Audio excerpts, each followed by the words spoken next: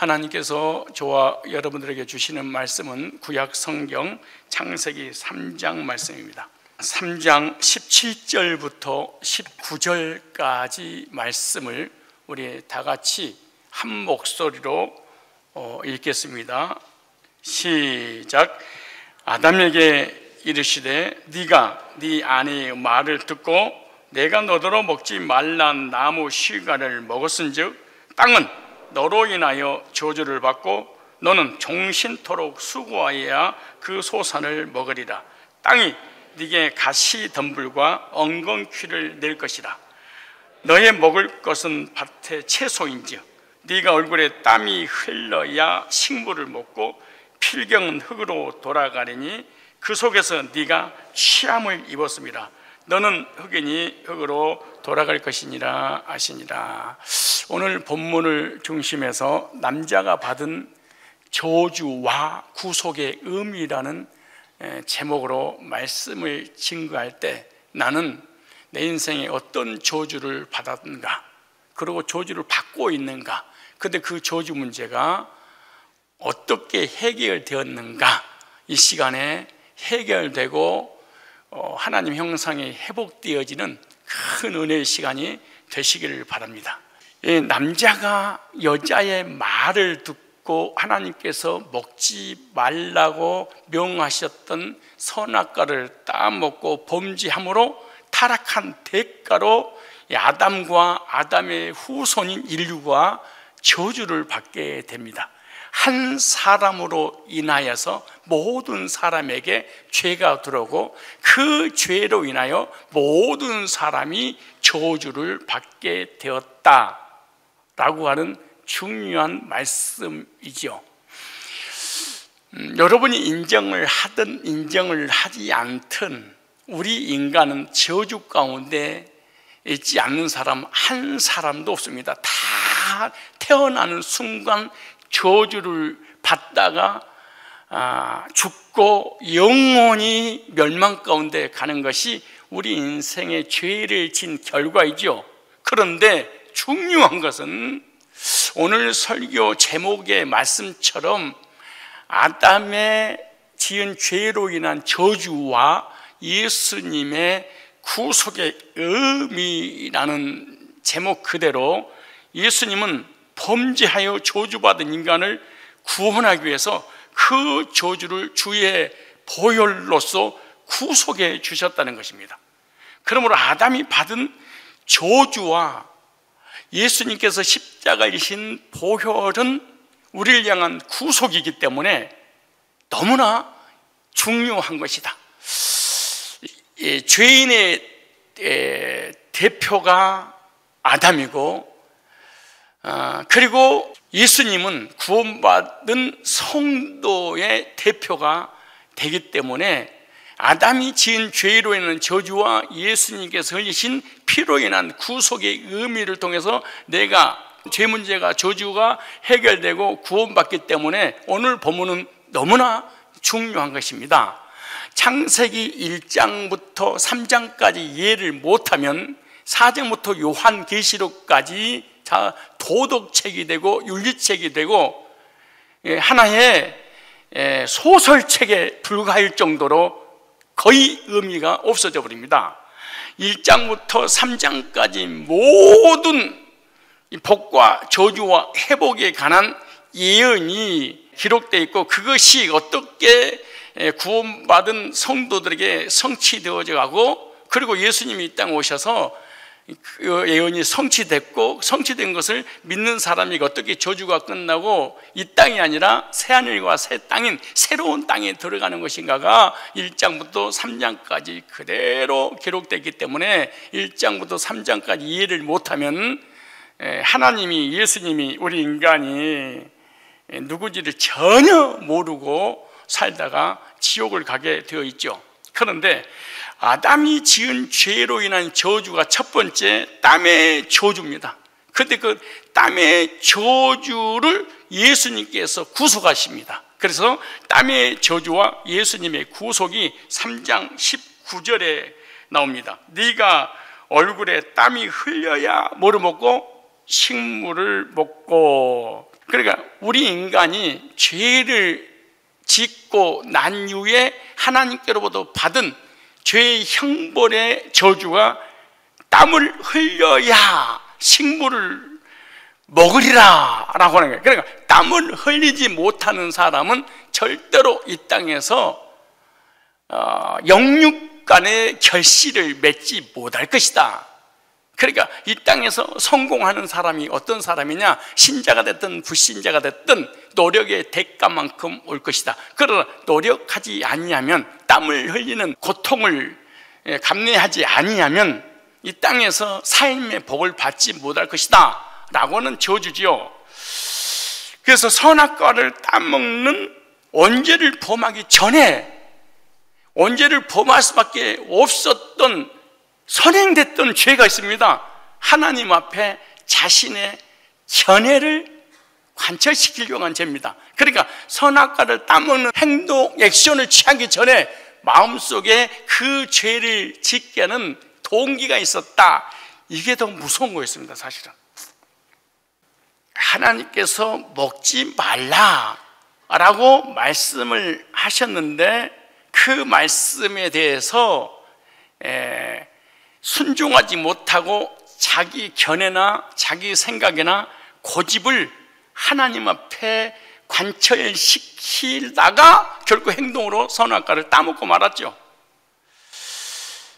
우리가 어떤 죄를 짓기 전에 생각이 먼저 일어나죠. 그리고 죄를 짓는 거죠. 선악과를 따먹기 전에 하나님의 뜻대로 살지 않고 내 뜻대로 살려고 하는 고집이 먼저 있었죠. 그 고집이 선악과를 따먹었죠. 선악과를 따먹었다는 것은 하나님의 자리에 내가 앉으겠다, 하나님의 뜻대로 사는 것이 아니라 내 뜻대로 살겠다, 하나님의 주권을 인정하지 않는 죄입니다. 우리 인간은 죄를 짓기 전에 죄의 결과보다 내 뜻과 내 생각과 내 고집대로 살려고 하는 이 자존심이 더 무섭습니다. 사실은 우리 인간이 저주받고 고통받고 불행하게 사는 것은 거의 고집, 자존심 때문입니다. 그래서 우리 인간은 누구 말도 듣지 않고 거의 주관적 인생을 살려고 하는 것이 우리 인간들의 삶입니다. 사람들은 어떤 객관적인 믿음을 가져야 되는데 지극히 주관적인 믿음으로 살아가려고 해요. 하나님 앞에도 인생의 삶 가운데도. 그래서 우리 인간은 고집 때문에 망하는 겁니다. 자존심 때문에 저주를 받습니다. 이 고집과 자존심은 개도 안 물어간다잖아요. 우리 인간이 가난하니까 자존심이 없다, 무식하니까 자존심이 없다, 아는 게 없으니까 나는 고집이 없다, 새빨간 거짓말입니다. 얘들부터 시작해서 가난하고 병들고 무식하더라도요, 배우고 가지고 건강한 사람보다 더 자존심이 더 셉니다. 있고 배우고 가지고 건강하면요, 자존감이라는 것이 생겨나기 때문에 다른 사람에 비해서 고집이 덜 셉니다. 내 뜻과 고집과 자존심을 하나님 앞에 예속시킬 때 선악과를 따먹지 않게 되죠. 그때 관철시키려고 하다가 선악과를 따먹는 범죄를 짓게 되는 겁니다. 회사에서도 데모를 왜 하는데요? 정교조가 왜 생기는데요? 노조가 왜 생기는데요? 왜 가출 청소년들이 나오는데요? 왜 교인들이 방황하는데요? 부모 말대로 안 살 거야? 사장 말대로 안 살 거야? 회사 운영 방침대로 안 살 거야? 정부의 방침대로 안 살 거야? 목회자가 말씀을 전한다고 목회자 중심으로 안 살 거야? 내 중심으로 내 뜻대로 내 생각대로 살 거야? 이런 것 때문에 우리 인간이 저주받고 죽는 거에 사람이 몰라. 죄를 져서 저주를 받는 줄 알아요. 그거는 결과죠. 죄를 짓는 것은 현상이잖아요. 근데 죽을 때까지 이 고집, 이 자존심을 못 버리는 거예요. 다른 사람을 후숙해 보는 것도 왜 후숙해 보는 줄 알아요? 고집과 자존심 때문인 거예요. 너보다 내가 더 나아. 그래서 누가 무시하면 견딜 수 없는 고통을 당하는 거예요. 자존심을 건드리면 죽어버리고 싶을 정도로, 아니 상대방을 죽이고 싶도록 힘이 없어서 그렇지, 그러다 우울증 걸려버리는 거예요, 사람들이. 구원이 뭔 줄 아세요? 자존심을 내려놓는 것을 구원이라고 그래요. 왜 나는 구원 못 받아요? 자존심 때문에 못 받은 거예요. 나는 왜 구원 못 받아요? 고집 때문에 못 받은 거예요. 왜? 내 생각, 내 뜻대로 믿어야 되는데 말씀에 근거한 믿음이라고 하니까 안 받아들이는 거예요. 그 결과 선악과를 따먹고 땀에 저주를 받게 됩니다. 창세기 3장 19절. 땀은요, 죄를 범한 후에 받은 저주입니다. 살 동안에 땀을 흘려야 먹고 살 것이니라. 먹고 살기 위해서 농사를 지어 땀을 흘리는 대가로 열매를 걷게 되죠. 얼굴에 땀을 흘리는 수고를 해야 될 것이니라. 하나님을 믿는 사람이든 믿지 않는 사람이든 성경적 용어를 잘 써요. 그것이 뭔지 아세요? 무의식 속에서 하나님께 받은 저주의 결과에 관한 용어를 쓰는데, 그게 뭐냐? 수고했다, 수고 많았다, 수고하셨습니다. 목회자가 은혜수로 말씀을 전하고 내려오도 수고하셨습니다, 그래요. 목자가 목원들에게 말씀 전하고 나면 수고하셨습니다, 그래요. 무슨 말이에요? 헌신하시느라고 땀을 흘리셨습니다, 그 말하고 같은 말입니다. 사람들은 조금만 힘든 일을 해도 뭐라고 했어요?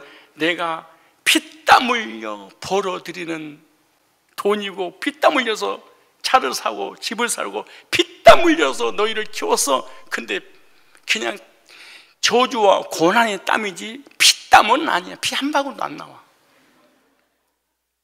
근데 땀의 종류를 살펴볼까요? 여러분, 실제로 내가 언제 결과로 저주를 받았는데, 진짜 이게 성경이 진짜 맞네.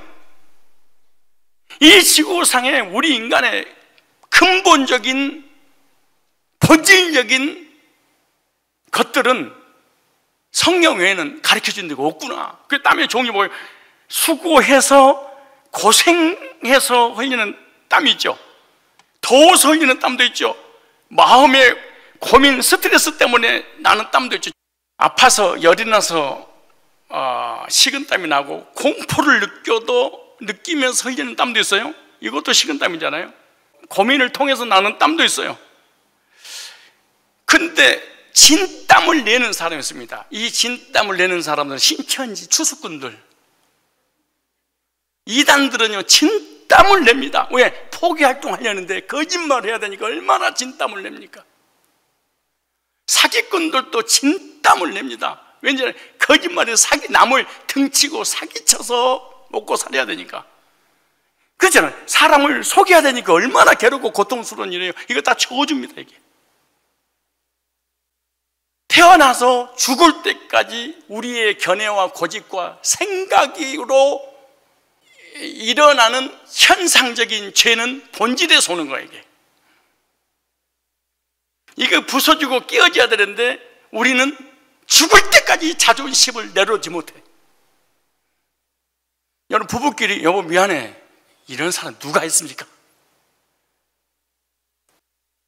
집사님들끼리 문제가 터져서 미안합니다, 이런 인생이 어디 있습니까? 무식하고 약하고 가진 게 없고 그릇이 작으면 작을수록 미안합니다 이 말 못합니다. 자존심 상해서 그런 거예요. 왜? 언제의 결과 때문에 그런 거예요.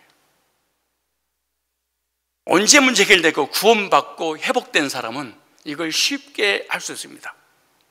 미안합니다. 죄송합니다. 오늘 내가 강남의 병원을 가다가 차를 몰고 병원을 찾아서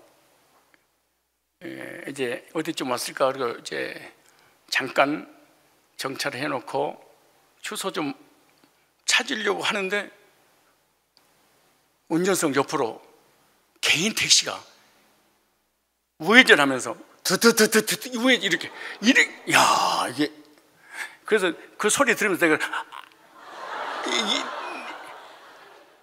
이게 찌그러지는 소리가 들리는데 그래놓고는 그분이 이제 급하니까 차를 다시 후진해서 빼니까 또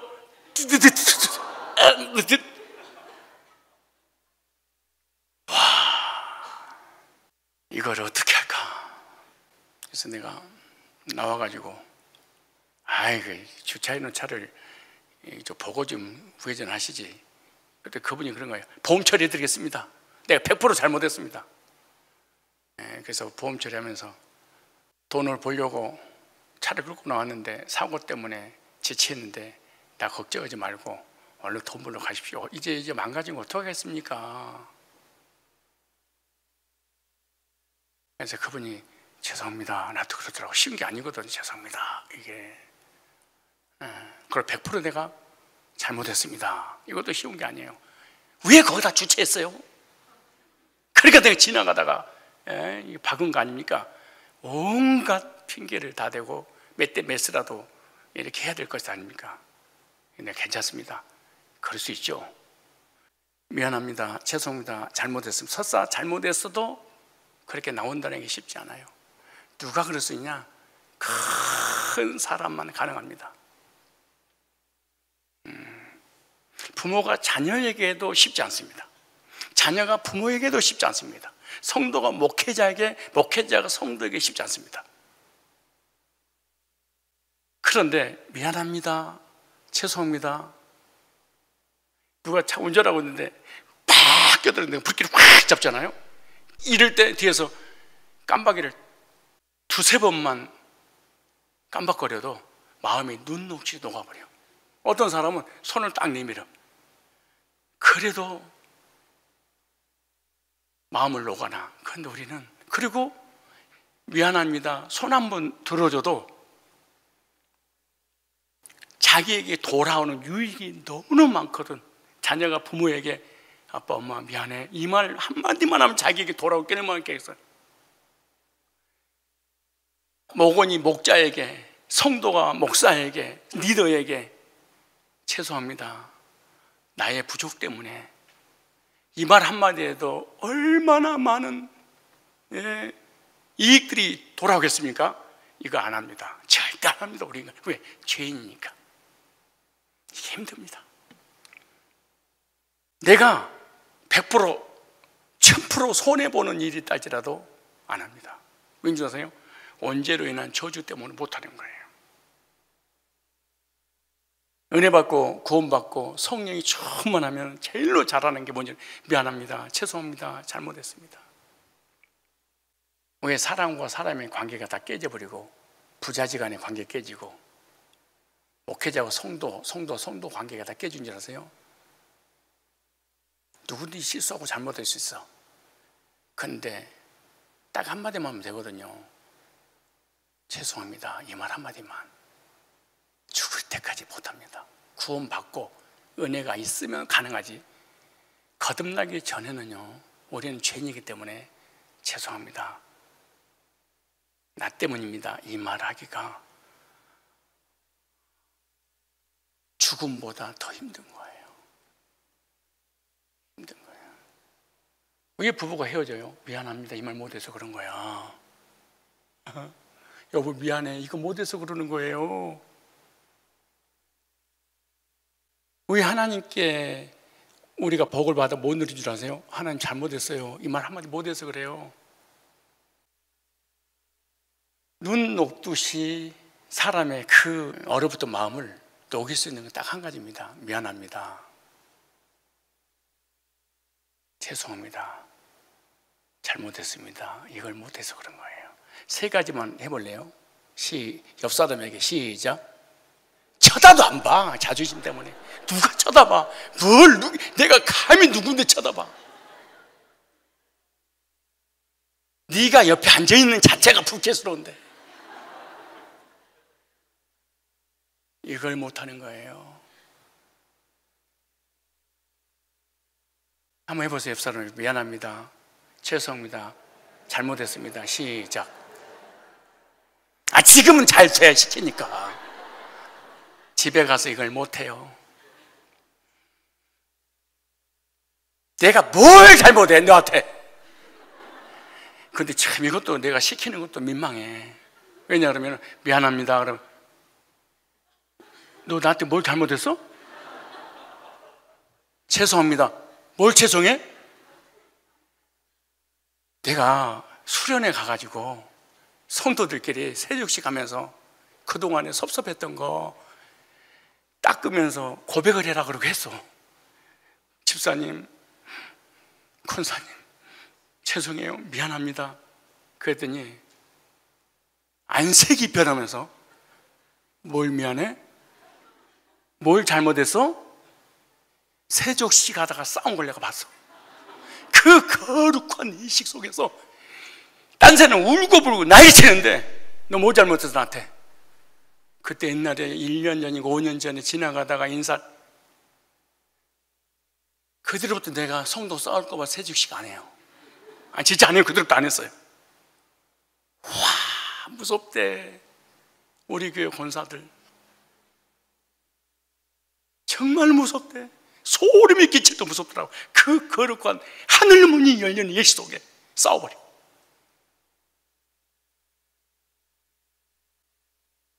그래서 우리의 견해와 고집과 자존심을 우리 스스로 내려놓을 수 없어서 그것으로 인해서 평생 동안 저주를 받으니까 우리 하나님께서 묻지도 따지지 않고 내가 자존심으로 인하여서 선악과를 따먹고 삶에 땀을 흘려 저주를 받는 그러한 삶에서 해방시켜 주시려고 오늘 누가복음 22장 42절에 보면은 아담이 받은 그 땀의 저주를 예수님이 대신 받으심으로 하나님 앞에 우리를 대신해서 예수님의 견해와 고집과 자존심을 내려놓고서 그러므로 하나님께서 예수님을 받으심으로 우리를 받아주신 것인데 누가복음 22장 42절에 이르시되 아버지여 만일 아버지의 뜻이거든 이 잔을 고난의 잔을 저주의 잔을 땀의 잔을 십자가의 잔을 내게서 옮기시옵소서. 주님 보세요. 아담이 하나님께 범죄할 수 있었던 것은 뭐 때문에? 자존심 때문에, 자기 생각 때문에, 견해 때문에. 그런데 예수님도 순간 이 저주의 잔을 하나님은 마셔야만이 우리가 구원받게 되는데 옮기시옵소서. 순간 예수님까지도. 그 예수님께서 이 고난의 땀의 저주의 잔을 마시지 않았다면 우리는 구원받을 수 없겠죠. 그런데 이렇게 그러나 내 오온대로 예수님의 오온이 있었어요. 예수님이 뜻이 있었어요. 왜? 십자가 안 지는 거. 근데 하나님 뜻이 있어요. 십자가를 져야 된다. 그래 내 형상대로 지음받는 백성이 하나님 앞에 돌아온다. 내 온대로 마시고 아버지의 온대로 되기를 원합니다. 내 자존심, 견해, 고집 하나님께 예속시킵니다. 나 내려놓습니다. 그리고 하나님의 뜻을 그대로 받들겠습니다. 이렇게 했어요. 그러면서 기도하실 때 땀이 핏방울이 되어 이게 핏땀이라는 것입니다. 예수님은 죄인이 흘려야 될 고난의 땀을 대신 겟세마네 기도를 통하여 흘리심이 나오죠. 따라서 합시다. 기도란 내 뜻을 관철시키는 것이 아니다. 그런데 우리 기독교인의 기도들을 보면요, 거의 우상숭배의 기도입니다. 새벽부터 부르짖는 모든 기도의 내용이 내 뜻을 하나님 들어주옵소서, 내 뜻대로 되게 마옵소서, 뜻대로 되게 하옵소서, 이 기도입니다. 말씀을 통하여 하나님 뜻을 찾아야 되는데 내 뜻을 이루기 위해서 금식, 작정, 부르짖는 기도를 하다가 잘못된 길로 갈 때가 너무 많고, 하나님 살아계신다면 왜 나한테 응답 안 하는 거예요? 하나님이 계시지 않으니까 그러는 거 아닙니까? 전부 되는 거지요. 아이들의 뜻이 뭐죠? 엄마가 부엌에서 칼 가지고 생선을 자르고 있는데 나도 자르고 싶어요, 칼 달라는 거예요. 안 돼! 아유, 막 울어. 그래서 칼을 줬어. 제 손가락 잘라버릴 거예요. 우리가 기도해서 응답받아서 잘못될 것 같으면 하나님 응답 안 해주시는 건데, 우리는 끝까지 매달려 부르짖다가 하나님께서 불쌍히 여겨서 내가 응답해 주겠다, 그래서 하나님 떠나는 거잖아요. 그래서 교회를 떠나는 거잖아요, 응답받고 난 이후에. 그래서 사람들이 죽었다가 살아나고 기도해서 응답받고 문제 해결받고 난 이후에 교회 떠난 사람이 바글바글 거립니다. 내가 하나님의 뜻을 알고 따라가야지. 주여, 주님의 뜻을 알게 하옵소서. 내 뜻을 포기하고 하나님 뜻을 발견하고 따라가는 것이, 이것이 성경적 올바른 기도입니다. 내 고집, 내 뜻대로 살면 우리가 당하는 고난의 땀이 계속 흘러야 됩니다. 이게 땀의 저주입니다. 그런데 누가 대신 흘려주셨어요? 예수님이 뜻을 하나님께 굴복시킴으로 하나님의 뜻이 이루어짐으로 피를 흘렸는데, 그 피땀이 우리의 죄를 씻어서 구원받겠죠. 그럼 우리들도 다른 영혼들을 구원받게 하고 교회를 부흥시키고 하나님과 사람들과의 화평을 이루게 하려면 뭐냐? 내 뜻을 굴복시키는 거예요. 왜 한국교회가 문제가 많은 줄 아세요? 장로들이 자기 뜻을 굴복시키지 않아. 그리고 내 뜻은 언제든지 맞아. 교회를 위해서 그런 거야, 목사를 사랑해서 그런 거야. 그리고 끝까지 굽히지 않다가 교회가 두 동강이 세 동강이 나는 거 아닙니까? 사실 약한 자들이죠. 사실 주님께서 피땀을 흘려주신 것은 하나님 앞에 자신을 굴복시킴으로 우리에게 영원한 천국이 임한 겁니다. 예수님이 하나님 앞에 자신의 뜻을 굴복시키지 않았다면 우리는 영원히 저주받다가 지옥 가게 되죠. 장로는요, 믿음이 좋은 사람 세우는 게 아니에요. 장로는요, 은혜 많이 받은 사람 세우는 게 아니에요. 장로는요, 헌신하고 충성하고 이런 사람을 세우는 게 아니에요.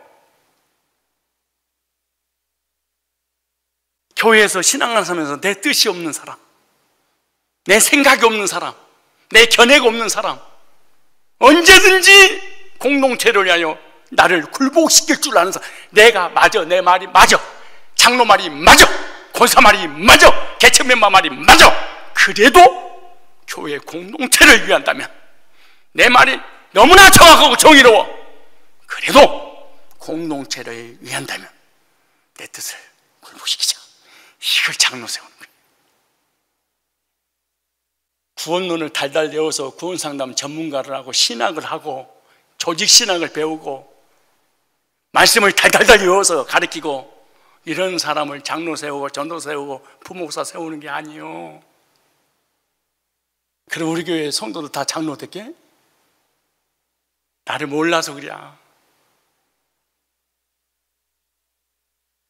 그래 교회가 천국이 되는 거죠. 믿음이 좋은 사람이 뭔 줄 아세요? 자기 견해가 없는 사람. 뭐를 위해서? 하나님 나라를 위해서.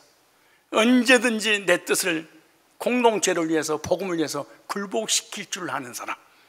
이 사람이 진짜 믿음 있는 사람이지, 무슨 기도 많이 하는 사람이고 예배 잘 드리고 헌신하고 헌금하고 목사님한테 알랑방구 끼고 딸랑딸랑 쓰잘데없는 짓거리입니다. 이게 가장 중요한 것이 예수님의 마음이죠. 예수님 마음이 있었잖아요. 예수님 뜻이 있었잖아요. 하나님 나라를 위하여 자기 뜻을 굴복시키고 죄인들에게 천국을 열어줬지요.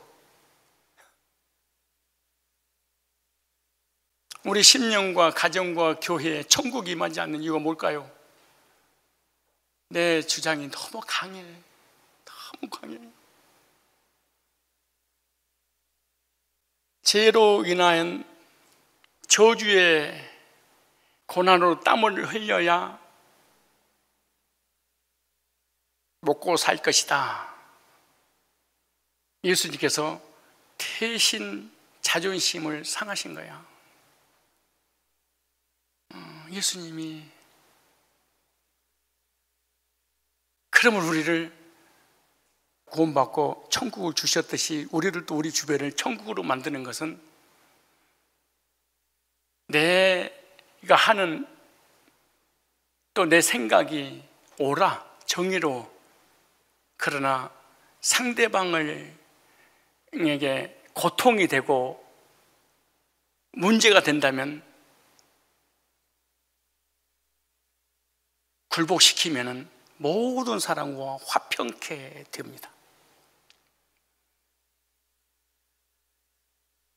두 번째, 가시의 저주와 예수님의 구속의 의미입니다. 오늘 3장 18절 보세요. 땅이 네게 가시덤불과 엉겅퀴를 낼 것인즉 너의 먹을 것은 밭의 채소인지. 땅이 네게 가시덤불, 가시와 저주입니다. 이 땅에는 가시가 있습니다. 실제로 식물에는 가시덤불과 엉겅퀴가 있죠.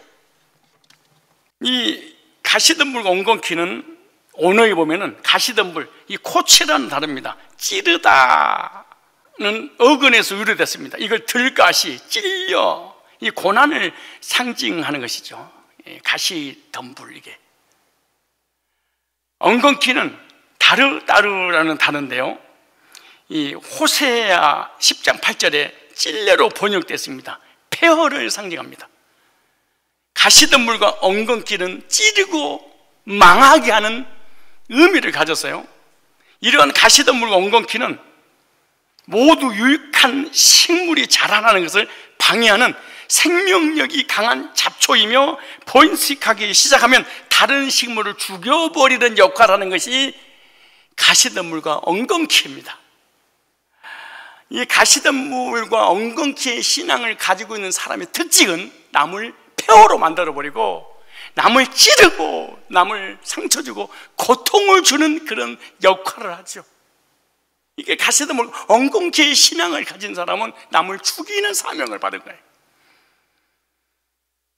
그렇기 때문에 농부는 항상 자신의 밭을 살펴보며 잡초가 생기면 바로 제거해야 되고 농사를 망치지 않고 많은 수확을 거둘 수 있게 되겠죠. 그러니까 늘 풀 뽑는 일이 농부가 하는 일이에요. 근데 참 가시덤불과 엉겅퀴 잡초는요, 어쩌면 생명력이 그렇게 강할까? 이거는 관리할 필요가 없어. 돌멩이를 뚫고도, 세멘트를 뚫고도 나와서 살아. 근데 정말 먹을 야채 이런 거 있잖아요, 관리하지 않으면 바로 죽어버려. 지금 내가 농사를 짓지만은 얼마나 고통스러운지 몰라. 땀을 흘려야 돼.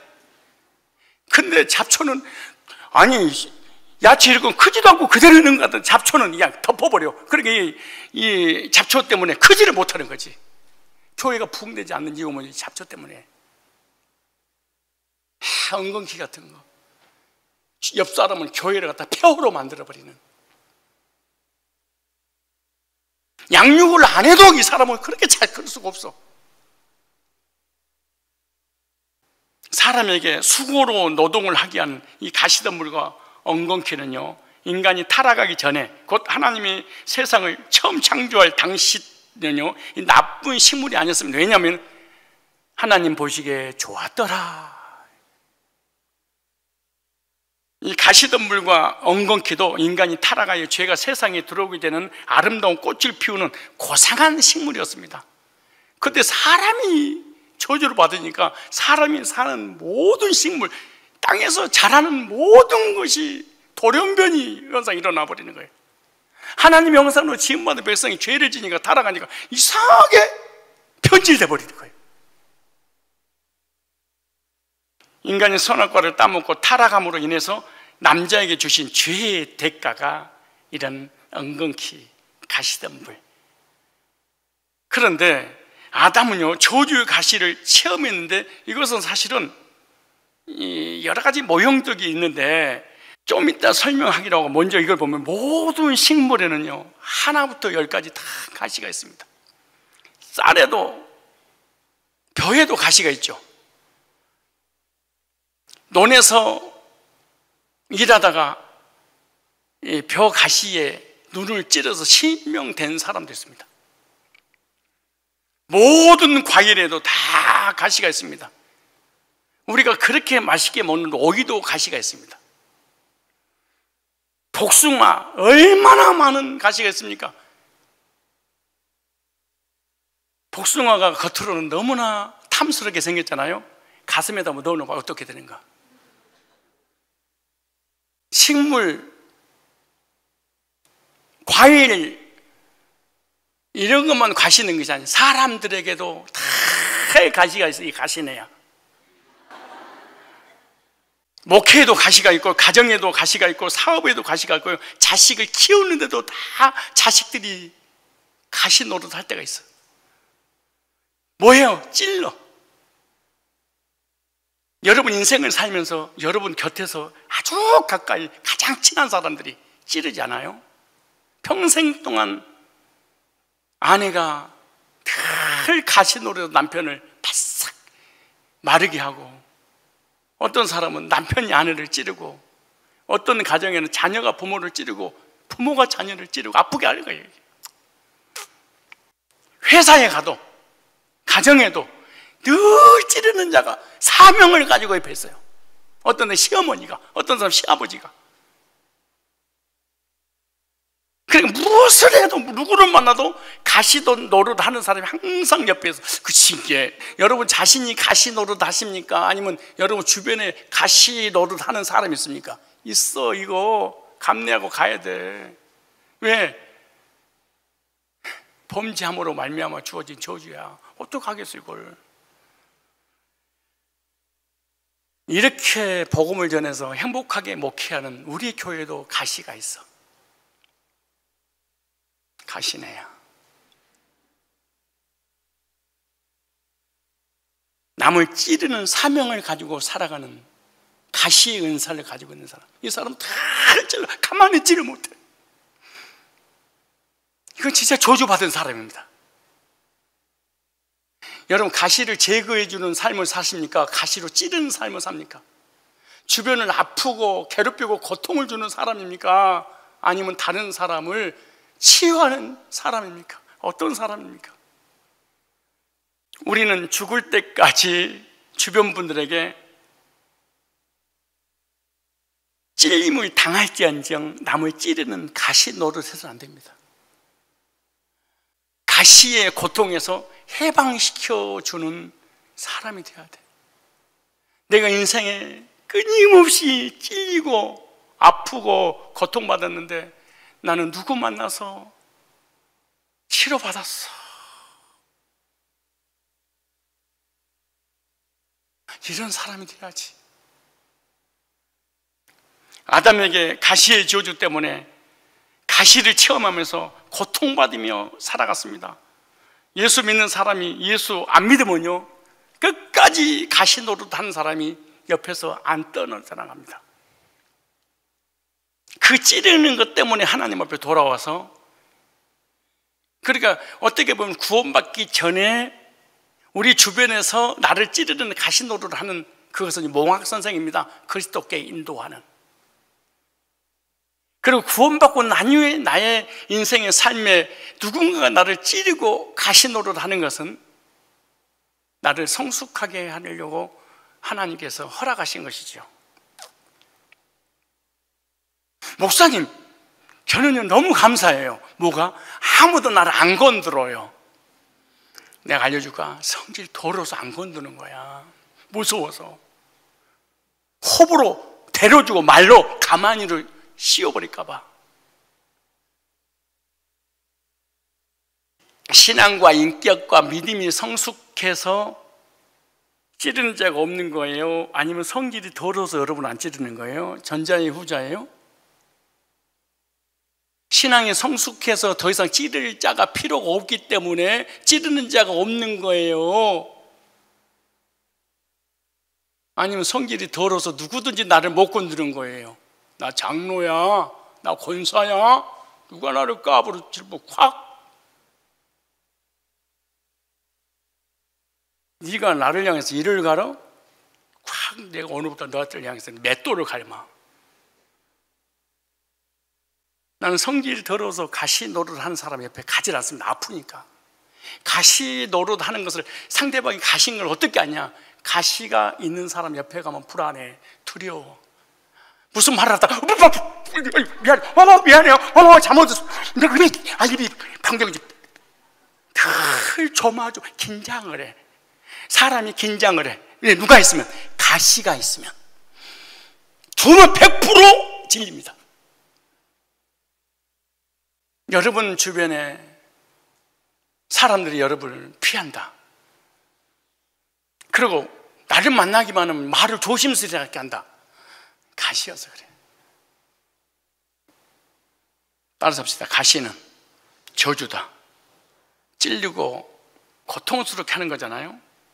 하나님을 거역하고 말씀에 불순종함으로 죄를 지었기 때문에 모든 이 땅에서는요, 식물과 과일과 사람에게는 다 엉겅퀴 가시던 물이 있습니다. 무슨 일만 하면은 찔리는 사람이 항상 나와 당연한 겁니다. 이것이 진리입니다. 이것을 극복하지 않으면은 우리는 정말 행복하게 신앙생활 못해. 어차피 죄인이니까 할 말도 없어. 죄인이 당하는 고난인데 무슨. 그런데 가시가 없는 세상이 올 것입니다. 그때가 새하늘과 새 땅입니다. 죽을 때까지 크고 작은 가시가 늘 찌르면서 나를 괴롭히고 고통을 줄 때마다 하나님을 떠나 범죄함으로 나에게 주어진 저주구나, 이거 깨닫고 감내하고 예수님 앞에 나갈 줄 알아야 돼요. 왜냐하면 예수님은 죄로 인해서 찔림을 당한 이 가시에 예수님이 대신 찔리심으로 우리의 저주를 구속하셨습니다. 이 창세기 3장에 전부 다 예수님입니다. 사실은. 볼까요? 요한복음 19장을 찾아보세요. 요한복음 19장. 그러니까 성경에서 너희가 영생을 얻으려고 성경을 상고하는 이 성경은 다 내게 대해서 한 얘기야. 그래서 그런 거예요. 요한복음 몇 장이에요? 19장 1절 시작. 이에 빌라도가 예수를 데려다가 채찍질 하더라. 군병들이 가시로 면류관을 엮어 그의 머리에 씌우고 자색옷을 입히고 앞에 와서 가로되 유대인의 왕이여 평안할지어다 하며 손바닥으로 때리더라. 빌라도가 다시 밖에 나가 말하되 보라, 이 사람을 데리고 너에게 나오니 이는 내가 그에게로 아무 죄를 찾지 못할 것을 너에게 알게 함이로라 하더라. 이에 예수께서 가시 면류관을 쓰고 자색옷을 입고 나오시니 빌라도가 저에게 말하되 보라, 이 사람이로다 하며, 보라 이 사람이로다 하며, 이 말씀은 다음 주에 한 번 더 보라 이 사람이로다. 집에 가서 보라 이 사람이로다. 내가 제목을 줬으니까 이게 무슨 의미지? 한번 1절 동안 한번 묵상해 봐요. 보라 이 사람이로다. 나는 누구를 봐야 될 것인가? 어떤 존재를 봐야 될 것인가? 이건 숙제로 내겠습니다. 예수께서 가시 면류관을 쓰고 자색을 입고 나오시니 빌라도에게 보라 이 사람이로다. 유대인의 왕, 예수님이 왕이라고 하니까 왕은 왕관이 있어야 되지 않습니까? 그래서 조롱하면서 만들어 씌운 것이 가시 면류관, 왕관을 씌운 거예요. 가시로 관을 만들어 예수님 머리에 씌웁니다. 십자가를 지고 올라가실 때 갈대로 머리를 내리치면서 갑니다. 갈대 자로 쓰기도 하고 지팡이로도 쓰기도 한다고 제가 말씀드렸지 않습니까? 가시로 만든 관을 씌고 갈대자로 치니까 머리에 가시가 깊이 박히지 않습니까? 그 손과 발에 못이 박히고 손바닥이 아니라 실제로 팔목에. 그리고 예수님 머리에는 피가 흐르기 시작합니다. 왜 이런 고난을 당하셨을까요? 아담에게 선언된 저주를 대신 구속하기 위함입니다. 내가 찔려야 될 것을 예수님이 대신 찔리신 거죠. 내가 아파야 되는데 예수님이 대신 아프신 거죠. 나의 죄를 구속하시기 위해서 대신 찔리신 보혈의 피지요. 보혈의 피를 듣고 읽고 묵상할 때마다 내가 죄로 인해서 찔리고 고통받을 이 피를 예수님이 대신 찔리심으로 이 피를 흘리셨군요. 이렇게 깨닫고 믿어야 됩니다. 예수님의 구속을 믿는다는 것은 나를 대신해서 예수님이 찔리심의 고통을 당하심으로 나는 찔리지 않고 평안을 누린다, 이런 의미죠. 예수님께서 십자가를 지실 때 두 종류의 사람이 있었습니다. 가시 면류관을 씌워놓고 자로 내리치면서 예수님에게 고통을 주었던 사람. 예수님이 십자가 지릴 때 대신 십자가를 졌던 구레네 시몬. 오늘날도 우리 인생 가운데, 우리의 삶 가운데, 우리 교회에도 목회자가 목회를 하거나 목자들이 목장 관리를 할 때 두 종류의 교인이 있습니다. 목자를 대신해서 짐을 지고 가는 사람, 아니면 겉에서 가시 노릇하며 찔르는 사람. 이게 설교야? 이게 기도야? 이게 찬양이야? 네가 목자야? 네가 목자야? 네가 전도사야? 여러분은 가정에서, 직장에서, 교회에서, 목장 안에서 목자와 양의 관계 속에서 목회할 때마다 때리고 찌르고 가시노릇하는 고통을 주는 사람입니까? 아니면 목회자에게 목회자의 짐을 대신 지면서 목회자의 마음을 시원하게 하는 사람입니까? 여러분 누굽니까? 어떤 존재이십니까? 찌르는 자입니까? 대신 지는 자입니까? 나는 우리 성도들 묵상할 때마다 두 종류의 사람 묵상합니다. 저 사람은 복음을 전하는 목회자를 찌르는 자일까? 아니면 대신 짐을 져주는 자일까? 10년, 20년 목회할 때 목원 중에도요, 목자에게 격려하고 위로하고 높여주고 이 목자의 보람을 느끼게 하는 목원이 있는가 하면요, 목자를 찌르고 괴롭히고 고통 주고 비방하고 흉보고 충상모략하고, 그래서 목자를 포기하게 만드는, 목회를 포기하게, 절망하게, 낙심하게 만드는 이런 사람도 있겠죠. 여러분 어떤 사람이라고 생각하십니까? 적용하고 마치겠습니다. 가시로부터 해방받고 구원받으려면 어떻게 해야 될까? 가시의 저주를 예수님이 구속했어요? 구속한 것을 내 것으로 믿을 때 이 가시가 빠져나가요? 그리고 평화가 임해요? 어떻게 하느냐? 이 사람을 보라. 목사 보지 말고, 남편 보지 말고, 아내 보지 말고, 환경, 사건 보지 말고, 자신 보지 말고, 율법의 행위와 정교의 행위와 내 노력으로 이 가시를 빼려고 하지 말고 이 사람을 보라. 19장에 요한복음.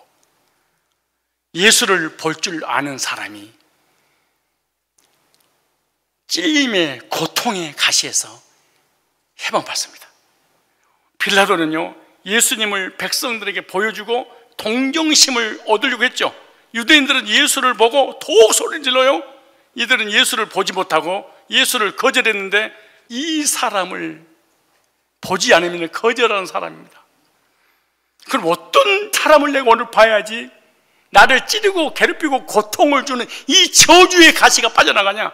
죄 없는 예수를 바라봐야 됩니다. 빌라도는요, 오늘 본문에 보면 예수님은 죄가 없다고 선언합니다. 그런데 유대인들은 예수님이 죄가 참남하도다 죄가 있는 예수를 본 거예요. 그래서 그들은 영원히 저주를 받은 거예요. 그런데 빌라도는 죄 없는 예수를 봐라. 아무리 내가 가시면류관을 씌우고 십자가를 지고 두드러 패고 온갖 고문을 다 했는데 죄를 찾을 수가 없더라. 야 임마, 그러면 십자가에 처형시키지 말았어야지. 재판장이 유대인의 반란이 일으니까 무서워서 두려워서 예수님을 십자가에 못 박은 거 아니에요. 의로우신 예수님을 볼 줄 알아야 됩니다. 의로우신 예수님을 보게 될 때 구속의 은총을 받게 됩니다. 빌라도의 말처럼 예수를 보라! 구원의 은총이 임하는 겁니다. 성도는 날마다 의로우신 예수님을 바라봐야 됩니다. 죄 없으신 분이 우리를 위하여 재판을 받으셨잖아요. 나의 죄를 대신해서 의로우신 예수님이 재판을 받았다는 것이 믿어질 때 그 예수님의 의로움이 나의 의가 돼서 내가 의인돼서 구원받고 천국 가는 거예요. 삶에 있어서도 마찬가지예요. 목사든 남편이든 아내든 장로든 모든 교인들은 뭐가? 죄가 있다. 그런데 죄가 많은 인간을 바라보면 우리는 언제든지 실망과 실족이다. 언제나 고통스럽다. 왜 우리가 낙심하고 실망하고 고통스럽냐? 죄인을 바라봐. 그리고 죄인이 나를 바라봐. 죄 없는 예수를 바라보라. 그러면 그가 너에게 전가가 되어 예수님을 통해 의인돼서 하나님의 백성이 될 것이다. 첫 번째 적용된 원리입니다. 두 번째, 채찍에 맞은 예수를 보라. 죄가 없으신 예수님께서 나를 대신해서 채찍에 맞으셨어요? 빌라도가 죄가 없다고 하면서 채찍에 맞겠어요? 죄가 없지 않느냐? 그런데 채찍으로 또 때려쳤어요? 채찍에 맞으시고 피 흘리신 처절한 모습을 보이기 위해서였습니다. 채찍에 맞으신 예수님을 바라봐야지 그가 채찍에 맞음으로 나음을 입었다다 영적인 병이든 정신적인 병이든 우울증이든 육신의 병이든 채찍에 맞음으로 나음을 왜 가시로 만든 채찍으로 예수님을 때렸을까요? 그가 찔림은 우리 허물로 인하며 언제로 인하며 그가 상함 우리 죄악이라미라 그가 징계를 받음으로 그가 평화를 누리고 그가 채찍에 맞음으로 우리는 나음을 얻었도다. 영적인 병, 정신병, 육신의 병, 마음의 생각의 병이 주님께서 나를 대신해서 채찍에 맞았다. 그거 내 질병을 위한 겁니다. 일부러 주일날 이 설교 안 해줍니다. 너무 귀해서. 너무너무 창세기 3장의 이 구속사가 귀해서 선데이 크리스천에서 안 해줍니다. 생명을 다하여 우선순위로 수입에 나오신 이분들이 너무너무 귀해서 헌신을 다해서 이 구속사를 창세기 3장에 찾아서 전하는 거예요. 이거는 부흥에도 이런 메시지 나오지 않죠, 사실은. 귀 있는 자는 들을지어다. 예수님이 채찍에 맞으셨기 때문에 우리가 건강하게 살 수 있구나. 나를 대신해서 채찍에 맞지 않는 죄인들을 바라보니까 마음도 아프고 생각도 아프고 고통스럽고 괴롭고 문제는 산더미처럼 쌓여서 불행하게 살아가죠. 그리고 육신의 질병, 마음의 질병으로 얼마나 힘듭니까 우리 인간이. 그래서 사람을 보지 말고 죄인을 보지 말고 죄 없으신 예수님을, 그리고 나를 대신해서 내 병을 짊어지시기 위하여 채찍에 맞으신 예수님을 믿으면 너는 건강할 것이니라. 근데 우리는 채찍에 맞으신 주님을 안 바라봐. 이 사람을 보라. 하늘의 문이 열리는 메시지가 이 사람을 보라. 이 개념 정리가 안 된 상태에서 3시간, 10시간 기도해도 이거는 불교식 기도입니다. 우리 신앙은 정교입니다. 예수님이 채찍에 맞으심으로 저와 여러분들에게 건강을 허락하신 줄로 믿습니다. 우리를 위해 채찍에 맞으신 예수님을 바라보십시오. 그가 채찍에 맞음으로 병에서 나음을 입게 되었도다.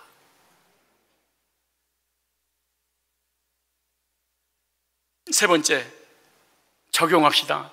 과시관을 쓰신 예수님을 보라. 오늘 본문이 요한복음 19장에 가시로 면류관 엮어 머리에 씌웠어요. 예수님은 가시에 면류관을 쓰시고 찢으셨어요. 가시 면류관 쓰신 예수님을 보라, 이렇게 했어요. 예수님은 가시에 면류관을 쓰시고 저주를 구속하셨습니다. 가시 면류관을 쓰신 예수님 바라볼 때 평화를 누리고, 왜 내가 평화가 없냐?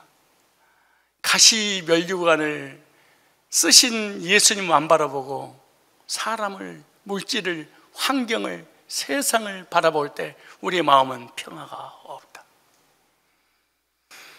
남편이 평화가 없는 게 뭔 줄 아세요? 아내만 바라봐서 그래. 아내에 의해서 자기 인생이 결정되고, 남편에 의해서 결정되고, 사람에 의해서 결정되고, 사장에 의해서, 회장에 의해서, 돈 있는 사람에 의해서 결정된다고 하기 때문에 평화가 없습니다.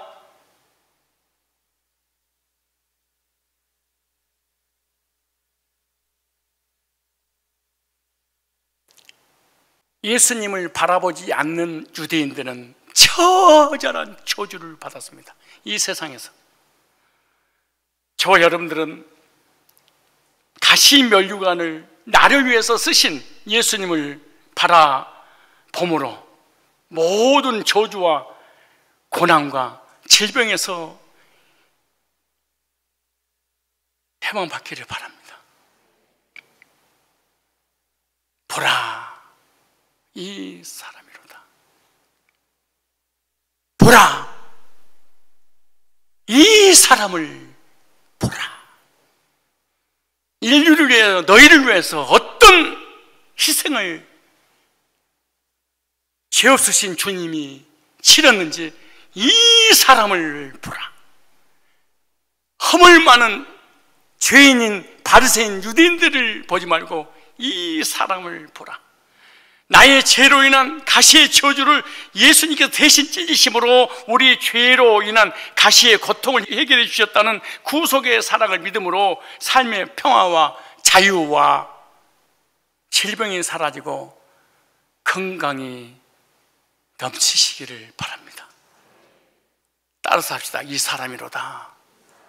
이 사람을 보라.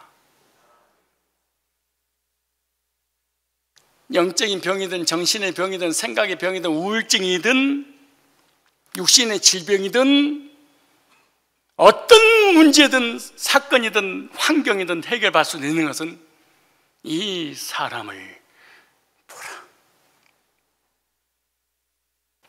여러분들은 누구를 보고 낙심하고 절망하고 괴로워 고통스러우고 우울증을 걸리고 자살하고 싶습니까? 그분이 주님이십니다. 그분이 여러분을 구원시키실 것입니다.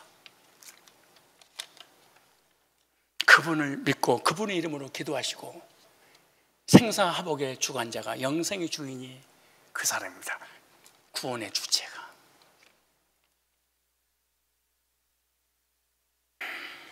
평화와 자유와 안식과 건강을 누리기를 원한다면 나를 대신해서 이신 주님을 보라.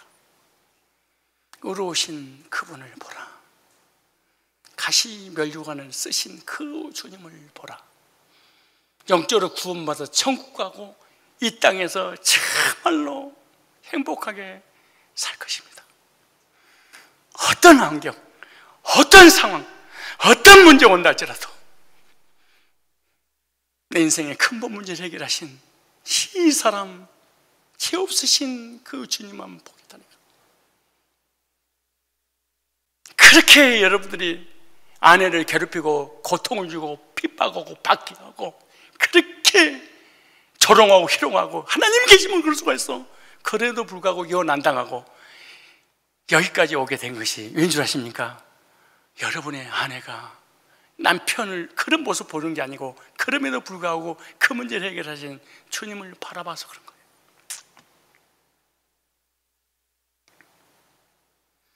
여러분들 신앙의 승리자가 되어서 이 자리까지 오게 된 것이 어떻게 된 줄 아십니까? 주변 사람 바라보지 않고 이 사람을 보라, 이 사람이로다, 이 사람이 구원하고 이 사람이 천국을 인도하고 인생의 문제를 이 사람이 해결하는 것이지 저 사람, 죄 많은 우리 인간이 해결하는 게 아니야. 절망하는 거, 힘들고 고통스러운 거 다 허물과 죄 많은 아내, 남편, 부모님, 자녀, 대통령, 사장, 회장, 교인들 바라보면 우리는 절망합니다. 그럴 때마다 우리는 그럽니다. 대통령이 돼가지고, 국회의원이 돼가지고, 목사가 돼가지고, 부모님이 돼가지고, 장로가 돼가지고, 권사가 돼가지고, 부모님이 돼가지고 말이야, 원망불평하다가 내 뜻이 관철되지 않으면 우울증을 걸리거나 자살해버리는, 삶을 포기해버리는, 가정이 두동강이 내버리는. 왠지 아세요?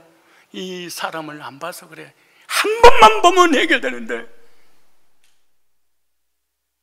왜 이혼을 밥 먹듯이 우리가 앞으로 해야 될까요? 주님을 안 봐.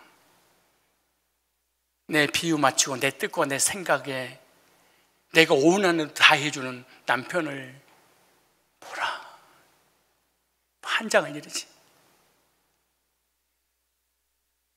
100% 나를 만족시킨 아내를 보라. 안 되거든. 여기까지인가 봐. 우리 그만하자. 이게 구원인가요? 이게 거듭난 거예요? 이게 신앙인이에요? 이게 하나님 백성이에요? 그래서 오늘 이 메시지 주신 거야. 이 사람을 보라. 목회자의, 성도의 단점을 보고 괴로워서 고통해서 헤매지 말고 이 사람을 보라. 기도하겠습니다.